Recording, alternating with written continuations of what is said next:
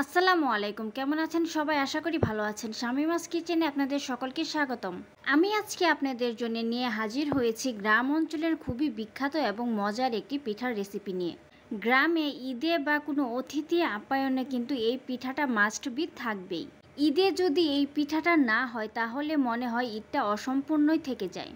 আগেকার দিন বলেন বা এখনকার দিন বলেন, গ্রামে কিন্তু এই পিঠাটা ঈদে বা অতিথি আপ্যায়নে থাকেই। আজকে আমি আপনাদের সাথে কিছু টিপস সহ একদম সহজ করে এই পিঠার রেসিপিটি তৈরি করে দেখাবো। যেহেতু এটা গ্রাম অঞ্চলের বিখ্যাত পিঠা, তাই এই পিঠাটা আমি কিন্তু আখের রস দিয়েই তৈরি করেছি। পিঠার ব্যাটারটা তৈরি করার জন্য এখানে আমি একটা মিক্সিং বোল নিয়েছি।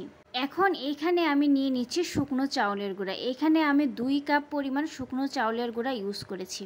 অনেকের একটা কমন কমপ্লেন থাকে যে শুকনো চাউলের গুঁড়া দিয়ে পিঠা তৈরি করলে পিঠা ফুলে না। তারা যদি আমার এই রেসিপিটি ফলো করে তৈরি করে তাহলে কিন্তু অবশ্যই প্রত্যেকটা পিঠাই সুন্দরভাবে ফুলে উঠবে। এখন এখানে দিয়ে দিচ্ছি হাফ কাপ পরিমাণ আটা। চাউলের গুঁড়ার সাথে যদি আটাটা মিশিয়ে পিঠাটা তৈরি করা হয় তাহলে কিন্তু পিঠাটা সফট হয় এবং অনেকক্ষণ পর্যন্ত এটা সফটই থাকে। মিষ্টিটাকে ব্যালেন্স করার জন্য দিয়ে দিচ্ছি খুবই সামান্য পরিমাণ লবণ। এখন সবগুলো শুকনো উপকরণকে ভালোভাবে মিশিয়ে নিচ্ছি। সবগুলো শুকনো উপকরণ ভালোভাবে মেশানো হয়ে গেলে এখন এইখানে দিয়ে দিচ্ছি একদম পিওর আখের গুড়। এইরকম রসালো আখের গুড় দিয়ে যদি পিঠাটা তৈরি করা হয় তাহলে কিন্তু পিঠাটা খেতে অনেক মজা হয়। আপনাদের হাতের কাছে যদি আখের গুড় অ্যাভেলেবেল না থাকে তাহলে কিন্তু পাটালি গুড় বা খেজুরের গুড় দিয়েও পিঠাটা তৈরি করে নিতে পারেন। এইখানে আমি মোট 1.5 কাপ পরিমাণ আখের গুড় ইউজ করেছি। এখন ভালোভাবে হাত দিয়ে মাখিয়ে নিতে হবে। এই মাখানোর উপরেই কিন্তু পিঠাটা কত সুন্দর হবে সেটা নির্ভর করে। আপনি যত ভালোভাবে মাখাতে পারবেন পিঠাগুলো কিন্তু ততই সুন্দর হবে। গুড়ের সাথে কিন্তু শুকনো উপকরণগুলো আমার খুব সুন্দরভাবে মাখানো হয়ে গেছে। এখন এখানে আমি অ্যাড করে দেব ফুটন্ত গরম পানি। গরম পানিটা কিন্তু অল্প অল্প করে আপনাকে দিতে হবে। অল্প অল্প করে পানি দিয়ে একটা হ্যান্ড উইক্সের সাহায্যে কিন্তু আমি ব্যাটারটা তৈরি করে নিচ্ছি। যদি এইখানে আপনি ভেজা চাউলের গুঁড়াটা ইউজ করেন তাহলে ঠান্ডা পানি দিয়েও ব্যাটারটা তৈরি করে নিতে পারবেন। আমি যেহেতু পিঠাটা শুকনো চাউলের গুঁড়া দিয়ে তৈরি করছি তাই এখানে আমি গরম পানিটা ইউজ করছি।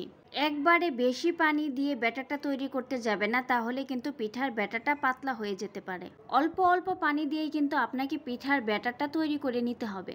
এই পিঠা তৈরির কিন্তু একটা বিশেষত্ব আছে। পিঠার ব্যাটারটাকে আপনি যত ভালোভাবে নাড়তে পারবেন পিঠাগুলো কিন্তু ততই সুন্দর হবে। অল্প অল্প করে পানি দিয়ে কিন্তু পিঠার ব্যাটারটা আমার তৈরি করা হয়ে গেছে। দেখতেই পাচ্ছেন পিঠার ব্যাটারের কনসিস্টেন্সিটা খুব বেশি পাতলাও না, আবার খুব বেশি ঘনও না। বেশি পাতলা হয়ে গেলেও কিন্তু পিঠাগুলো হবে না, আবার বেশি ঘন হয়ে গেলেও কিন্তু পিঠাগুলো হবে না। এই পিঠার টেস্টটাকে আরো দ্বিগুণ করার জন্য এখানে আমি কিছু নারকেল কুড়ানো ইউজ করছি। নারকেলটা দিয়ে আমি ভালোভাবে নেড়েচেড়ে মিশিয়ে নিচ্ছি। যেহেতু পিঠার ব্যাটারটাকে আমি শুকনো চাউলের গুঁড়া দিয়ে তৈরি করেছি তাই এটাকে আমি 30 মিনিট রেস্টে রেখে দেবো। আর যদি কাঁচা চাউলের গুঁড়া দিয়ে তৈরি করেন তাহলে সাথে সাথে বানিয়ে ফেলতে পারবেন। পিঠাগুলো তৈরি করার জন্য চুলায় আমি একটা কড়াই বসিয়ে দিয়েছি। এখানে আপনাদের সাথে একটা টিপস শেয়ার করি। কড়াইটাকে কিন্তু খুব ভালোভাবে গরম করে নিতে হবে যেন কড়াইয়ের থেকে ধোঁয়া উঠে, তাহলে কিন্তু আর পিঠাগুলো নিচে লেগে যাবে না। কড়াইটা ভালোভাবে গরম হয়ে আসার পর এখানে আমি দিয়ে দিচ্ছি পর্যাপ্ত পরিমাণ তেল। এই পিঠাটা তৈরি করার জন্য কিন্তু অনেকটা পরিমাণ তেল ইউজ করতে হয়। এখন তেলটাকে আমি খুব ভালোভাবে গরম করে নিব। এখানে আপনাদের সাথে আমি আরেকটা টিপস শেয়ার করি। আপনারা কি কেউ জানতেন যে কড়াইয়ে একটু লবণ দিলে পিঠাগুলো আর নিচে লেগে যায় না? তেলটা গরম হয়ে আসার পরে এখানে আমি একটু সামান্য পরিমাণ লবণ দিয়ে দিচ্ছি। এখন একটা চামচ দিয়ে আমি অল্প পরিমাণ পিঠার ব্যাটার নিয়ে বিসমিল্লাহ বলে আমি এই তেলের ভিতর ছেড়ে দিচ্ছি। পিঠার ব্যাটারটা তেলে দেওয়ার সাথে সাথে কিন্তু কয়েক সেকেন্ডের মধ্যে মাশাআল্লাহ কি সুন্দরভাবে পিঠাগুলো ফুলে উঠছে। এখন পিঠার দুইটা সাইডে আমি সুন্দরভাবে ভেজে নিব। এই পিঠাটা হতে কিন্তু বেশি একটা টাইম লাগে না, 1 মিনিটের মধ্যেই কিন্তু পিঠাটা খুব ভালোভাবে হয়ে যায়।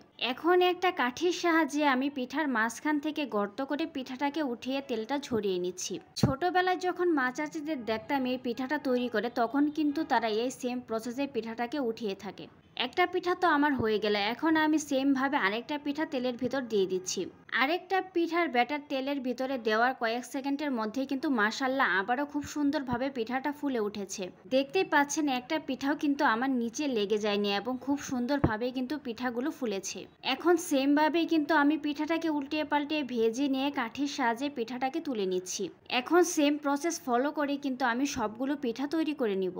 তৈরি হয়ে গেল খুবই কম সময়ের মধ্যে গ্রামের ঐতিহ্যবাহী তেলের পিঠা। যারা মিষ্টি জাতীয় পিঠা খেতে পছন্দ করেন তাদের জন্য এটা একটা পারফেক্ট পিঠা। আখের রস আর আটা দেওয়ার কারণে কিন্তু পিঠাগুলো অনেক সফট হয়, যারা তেলের পিঠা বানাতে খুব ভয় পাচ্ছেন তারা কিন্তু আমার এই ভিডিওটি ফলো করে পিঠাটা বানিয়ে নিতে পারেন। আমি কথা দিচ্ছি আপনারা যদি আমার সেম প্রসেসটি ফলো করে পিঠা তৈরি করেন তাহলে কিন্তু একটা পিঠাও আপনাদের নষ্ট হবে না। মেজারমেন্টগুলো যদি ঠিক রাখতে পারেন তাহলেই কিন্তু পিঠাগুলো খুব সুন্দর হবে। ভিডিওটি সম্পূর্ণ দেখার জন্য ধন্যবাদ। ভিডিওটি যদি ভালো লেগে থাকে লাইক কমেন্ট শেয়ার দিয়ে পাশে থাকবেন। নতুন নতুন ভিডিও পেতে আমার ফেসবুক পেজটি ফলো দিয়ে রাখেন। যদি ইউটিউব চ্যানেল থেকে দেখে থাকেন সাবস্ক্রাইব করে পাশে থাকা বেল আইকন অন করে দিন। ধন্যবাদ।